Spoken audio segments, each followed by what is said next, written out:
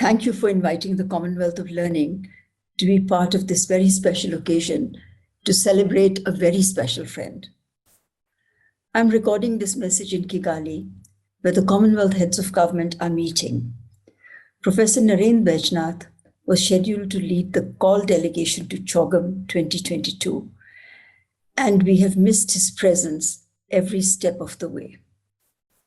My association with Narend goes way back to the 90s, when he visited the Indira Gandhi National Open University in Delhi as a faculty member at UNISA. Since then, I met him on many occasions in international conferences. Narend had organized a very lively conference on open education at the Spears Wine Estate in Stellenbosch, a memorable event with plenty of food for thought and nectar for the soul. Being the connoisseur that he was, the participants were introduced to some of the finest South African wines.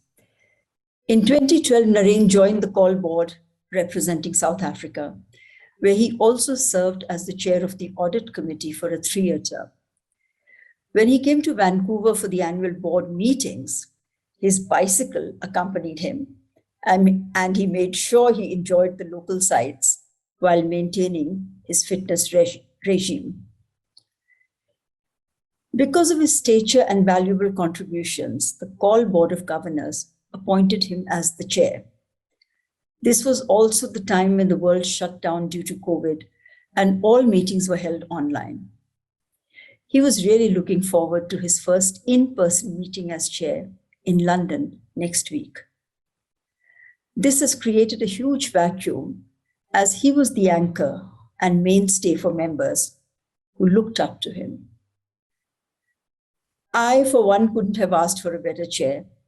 He assured me that I would never have to look over my shoulder during his tenure.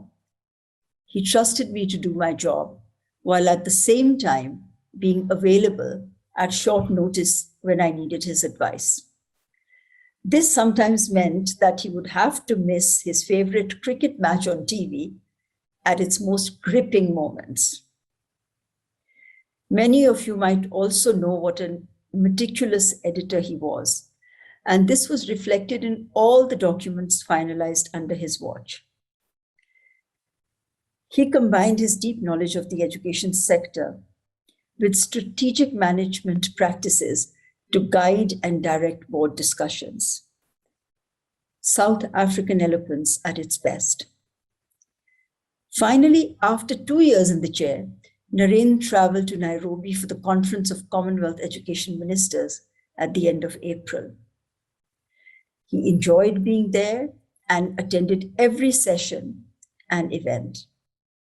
In the mornings, the COL delegation would meet him for breakfast at the poolside to discuss the day's activities. Narend was perfectly fit, relaxed, and in his element, networking with a range of stakeholders. Narend didn't lose his cool easily, not even when the power cord for his laptop didn't work in his room, nor when he was told there were traffic disruptions on the way to the airport when he was catching that fateful flight to Johannesburg. He brushed aside our concerns and our fussing, saying, and I quote, "All will be well, and I will be on time," unquote. I was among the last few colleagues to see him in Nairobi, and his last duty was for COL. He was always there for us as a wise elder, a caring brother, and a passionate development professional determined to make a difference in the Commonwealth. His legacy will endure.